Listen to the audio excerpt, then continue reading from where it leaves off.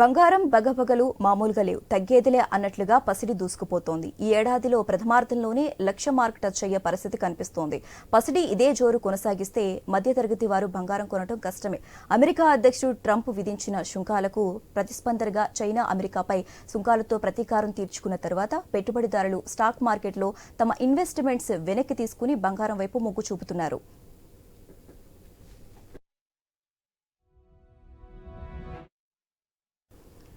పగ్గాలే లేనట్టుగా పరుగులు పెడుతోంది బంగారం ధర. అంతర్జాతీయంగా ట్రంప్ ఎఫెక్ట్, దేశీయంగా రూపీ పతనంతో కొత్త రికార్డులను తాకుతోంది గోల్డ్ రేటు.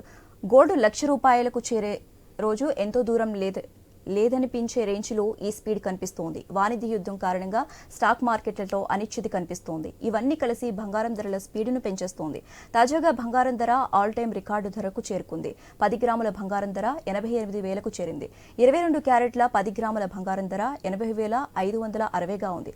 ఇక వెండి కూడా తగ్గేదిలే అంటుంది. ప్రస్తుతం హైదరాబాద్ మార్కెట్లో కిలో వెండి ధర 97,500గా ఉంది. ట్రంప్ అమెరికా అధ్యక్ష బాధ్యతలు చేపట్టాక పాలసీలు మార్చడంతో గ్లోబల్ ఇన్వెస్టర్ గందరగోళం నెలకొంది. స్టాక్ మార్కెట్లో తమ పెట్టుబడులను వెనక్కి తీసుకుంటున్నారు. ఆ మొత్తాన్ని గోల్డ్ కొనుగోళ్ల వైపు మళ్లిస్తున్నారు. ఆర్బీఐతో పాటు ప్రపంచవ్యాప్తంగా ఉన్న సెంట్రల్ బ్యాంకులు విపరీతంగా బంగారాన్ని కొనుగోలు చేస్తున్నాయి. ఇది కూడా పసిడి రేట్లు పెరగటానికి కారణంగా కనిపిస్తున్నాయి. యుద్ధ భయాలు కూడా గోల్డ్ రేట్లపై ప్రభావం చూపిస్తున్నాయి.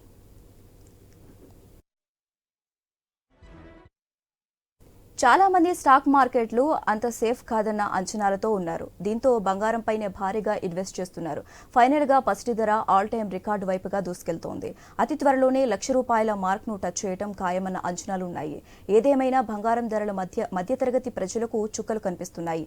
ఇప్పుడున్న పరిస్థితుల్లో బంగారం ధరలు పెరగడం తప్పితే తగ్గే అవకాశాలే కనిపించడం లేదు.